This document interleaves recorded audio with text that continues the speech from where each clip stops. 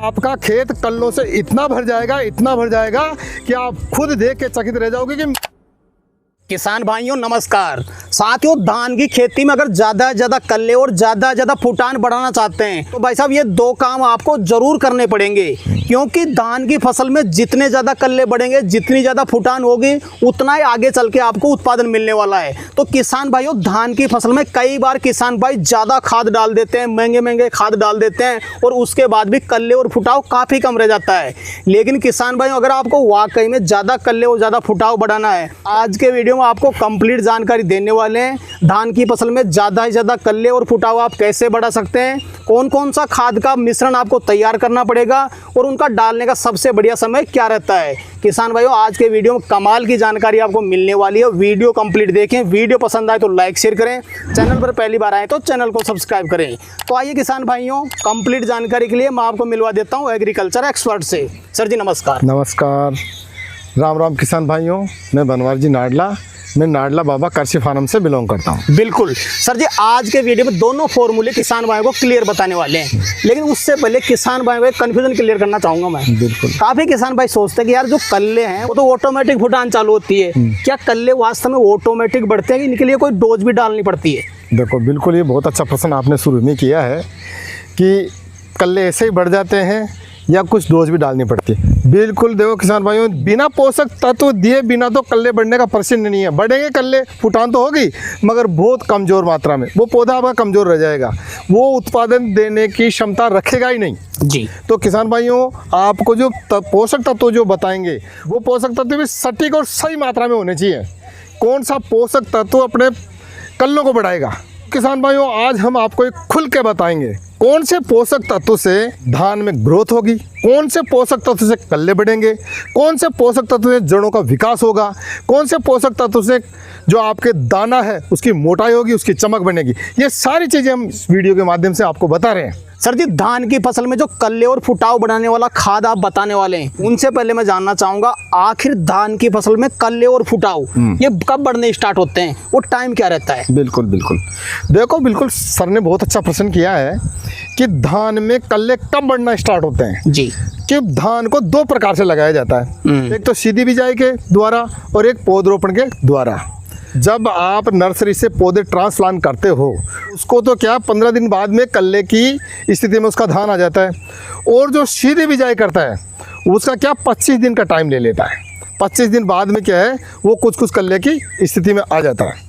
तो क्योंकि जब मेरा किसान भाई पहले नर्सरी से लाता है तो एक बार वो क्या हो डाउन में चले जाता है उसका पौधा, इसलिए वो 15 दिन ले लेता है। और जो सीधी बिजाई में क्या है सीधा डायरेक्ट करता है तो वो जड़ पकड़ के रहता है, तो 25 दिन के अंदर वो ग्रोथिंग पर कल्ले की स्थिति में आ जाता है। उस टाइम पे क्या है कि सर ने जो प्रश्न किया था कि उस समय भी बताइए सर, तो उसी टाइम पे क्या है किसान भाई को डोज डालनी होती है जो कल्ले जबरदस्त बढ़ जाए उससे, वो डोज हम आपको बताने जा रहे हैं। बिल्कुल। तो सर जी, दोनों डोज किसान भाई को इस वीडियो में कंप्लीट बताएंगे। मैं पहले नंबर वाली डोज जानना चाहता हूं। जब किसान भाई का धान 15-20 दिन का हो जाए और उसमें फुटाव चालू हो जाए, उस समय किसान भाई को पहला डोज कौन सा डालना चाहिए जिससे किसान भाई के धान की फसल में ज्यादा कल्ले और फुटाव निकल सके? बिल्कुल बिल्कुल देखो किसान भाइयों, आपको क्या है, एक तो लेना DAP का कट्टा प्रति एकड़, उसमें 10 किलो आप पोटास मिलाइए और 10 किलो आप उसके अंदर यूरिया मिलाइए।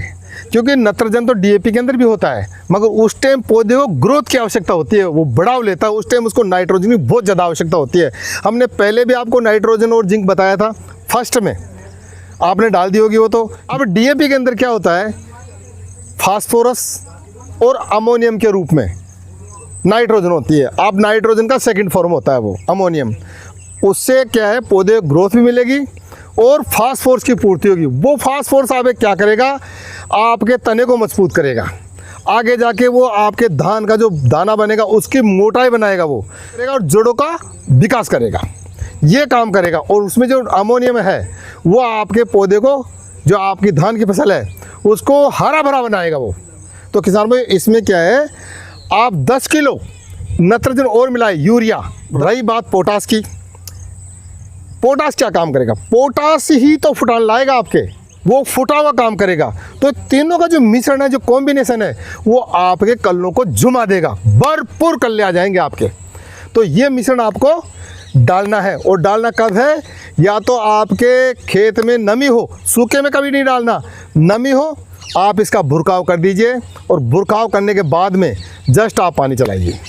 पानी इतना ही चलाइए, ज़्यादा नहीं, कि वो आपकी भूमि उसको सोख सके, यानी 5 दिन तक आपका पानी भरा उसमें रह सके, क्योंकि 5 दिन बाद में आपको दूसरी डोज भी लगानी है। ये दूसरी डोज लगाओगे तो ही आपका बहुत चमत्कारी लाभ आपको मिला है, क्योंकि ये जितने भी पोषक तत्व दिए हैं ना, फास्फोरस, नाइट्रोजन, पोटास, इनको सबको ग्रहण करने की शक्ति वो मिश्रण आपको देगा, जो हम आगे आपको वीडियो में बता रहे हैं। बिल्कुल सर जी, ये तो बता दिया आपने पहला डोज जो किसान भाई को डालना ही डालना है। बिल्कुल। और इसके ठीक 5 दिन बाद में कौन सा डोज किसान भाई डाले जिससे किसान भाई को ज्यादा से ज्यादा कल्ले, ज्यादा से ज्यादा फुटान और आगे चल के ज्यादा से ज्यादा उत्पादन मिल सके? देखो किसान भाइयों, जो 5 दिन बाद की बात आती है, 5 दिन बाद में कौन सा मिश्रण ऐसा डालना है जो ये सारे पोषक तत्वों को अपने धान की फसल में एब्जॉर्ब करवा दे, यानी धान की फसल उसको ग्रहण कर ले। वो पोषक तत्व इसीलिए हम डलवा रहे हैं आपसे, वो पोषक तत्व माइक्रोराइजा और सीड फर्टिलाइजर। अब ये क्यों डालना है, हम क्यों डालें सर, ये क्या काम करेगा हमारी खेती में? हमारा मकसद भी यही है कि हमारा किसान भाई खुद साइंटिस्ट बन जाए। हम इसी सिद्धांत में वीडियो बनाते हैं कि मेरा किसान भाई खुद साइंटिस्ट बन जाए, खुद को पता हो जाए कि कौन सा पोषक तत्व मेरी खेती में क्या काम करेगा। तो जब बात आती है माइक्रोराइजा की, माइक्रोराइजा क्या काम करेगा? आपकी ज़मीन को बिल्कुल नरम बना देगा। जो भूमि है, जो आप धान की फसल कर रहे हो, उस जगह को बिल्कुल नरम बना देगा। और नरम बनाने के बाद में पहला काम तो ये करेगा। दूसरी बात क्या है कि जितनी भी जड़ें, वो जड़ों का ग्रोथ कराएगा और जड़ों का फुटाव करेगा। वो नीचे जड़ें, अब फुटाव करने के बाद में ज़मीन नरम हो ही गई आपकी। उन जमीन जो नरम हो गई उसमें क्या है, सरलता से आपके धान की फसल की जड़ें अंदर प्रवेश कर जाएगी। और जो अंदर प्रवेश करी, आपने जो 5 दिन पहले DAP, उसमें पोटास 10 किलो, उसमें आपने नाइट्रोजन मिलाई, उसको तो ग्रहण करेगा ही करेगा। मगर जो पहले के आपके लास्ट ईयर साल के, गई साल के, जो आपके सालों साल के जो पोषक तत्व पड़े हैं, जैसे फास्फोरस है, फास्फोरस पड़ा रह जाता है, फास्फोरस है, नाइट्रोजन है, जो भी पोषक तत्व आपकी भूमि के अंदर पड़े रहते हैं, उनको अब्जॉर्ब करने में बहुत सहायता प्रदान करेगा। ये जड़ें हैं जो आपकी धान की फसल की, उनको जो पड़ा है, जो पहले का पड़ा पोषक तत्व है, वो भी ग्रहण कर लेगी। अब वो ही जो ही ग्रहण करेगी तो कल्ले फूटेंगे। फिर पेड़ में जब ताकत बनेगी तो कल्ले फूटेंगे। अब बात आती है सीड फर्टिलाइज़र की। अब सीड फर्टिलाइज़र क्या काम करता है? आपकी धान की फसल में ज़बरदस्त कल्ले बढ़ाता है। इसका काम यही है। दूसरी बात, पौधे का जो स्ट्रेस है उसको ख़त्म कर देता है। जो तनाव होता है ना, पौधा कई बीमारी से ग्रस्त होता है, ये तो वो क्या है, रोग मुक्त होके बिल्कुल पौधा स्वस्थ और ताज़ा हो जाता है और कल्लों की संख्या को बढ़ाने लग जाता है पौधा। नीचे से सारे पोषक तत्व काम करेंगे। माइक्रोराइजा काम कर रहा है जड़ का, जड़ों को विकास कर रहा है। उधर आपने फास्फोरस दे ही दिया, नाइट्रोजन दे ही दिया, पोटास दे ही दिया, तो उन सारी चीज़ों को माइक्रोराइजा इकट्ठा करके जड़ों तक पहुंचाएगा। और जब आपका सीड फर्टिलाइजर क्या काम करेगा, आपके पौधे के अंदर जो स्ट्रेस है, यानी तनाव की स्थिति, यानी कोई भी इसमें फंगस या रोग कोई भी लग रहा है तो उसको क्या रोग मुक्त कर देता है वो, और पौधा क्या स्वस्थ होके आगे कल्ले छोड़ने स्टार्ट हो जाता है।